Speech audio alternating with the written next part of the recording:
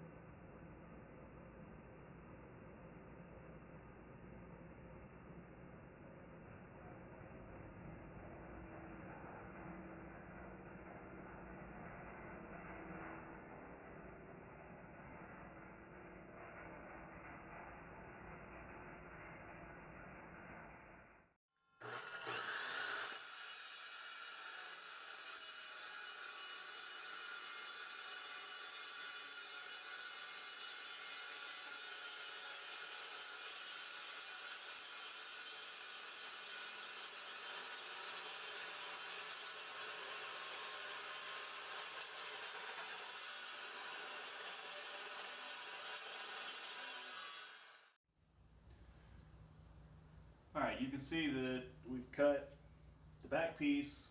It's 24 inches. This piece is 16 inches.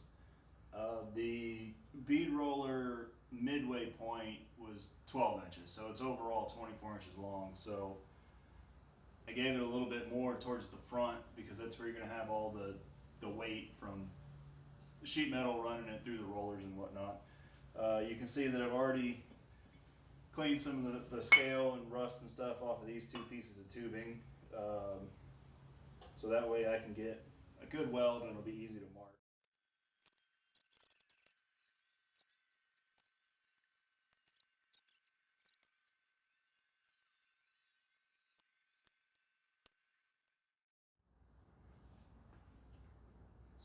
So this is square to here, this is square to here.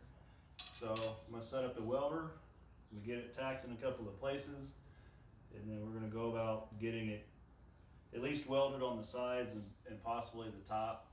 I'm not going to worry about welding on the bottom side because then you just have to grind it out because it won't be level on the floor. It'll be wobbly.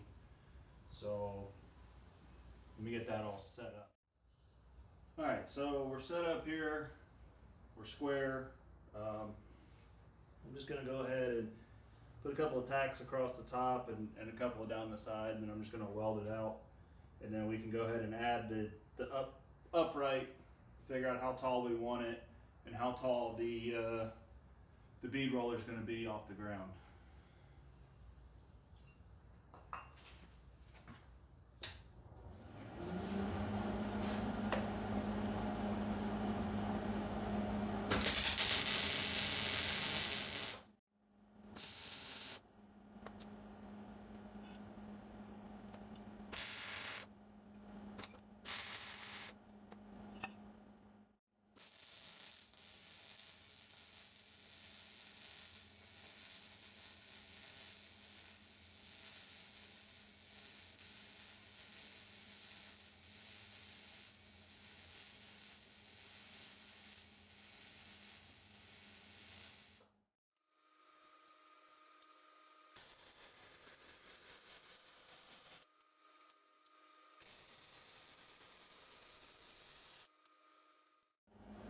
All right, 3 welds, that's all we need.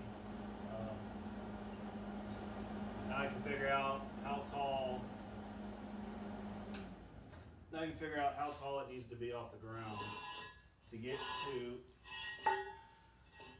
a comfortable height so that you can stand and work on it and not be hunched over and just uncomfortable. Because if you're uncomfortable, then the work that you're doing is not going to be good, and you're just not going to want to do it. So let's see if we can figure out a good, comfortable height for the bead roller off the ground. All right, so this just happened to work out. I had enough material left over, and it's about the right height. I didn't need to cut it. Now I just got to figure out a good way to mount the roller to the tube. I was going to mount the tube center, but I may move it forwards just a little bit. Keep it a little more balanced. I do have, it's like a 2 or 4x4 by quarter piece of plate. So I'm probably going to end up drilling this pattern here that's threaded, bolt this, and then just weld it to the side. It's easy. It's enough to support it. Just need to get it done. So, but that's about, waist height, maybe a little taller. I'm 6'3", so it's probably a little too tall for some people, but it'll be about right for me. So let me finish getting this all tacked together and weld it up, and I'll get some holes drilled and we can bolt it all up.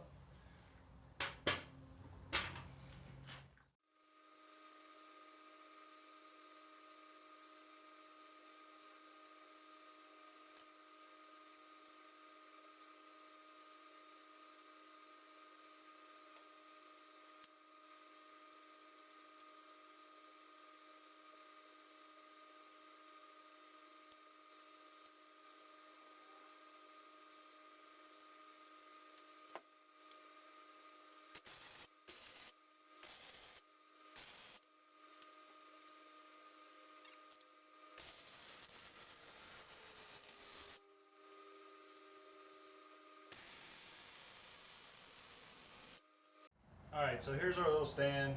I put the kit together, handle, check all the screws. There's the twist to how much pressure you're going to put on the sheet metal that you're going to bead roll. I got a piece of thin aluminum and was just playing with it. So it works. It's not going anywhere. A couple hours worth of work and you got another tool with a stand. Works well in your shop. Hopefully it'll work when we need to do our trunk lid.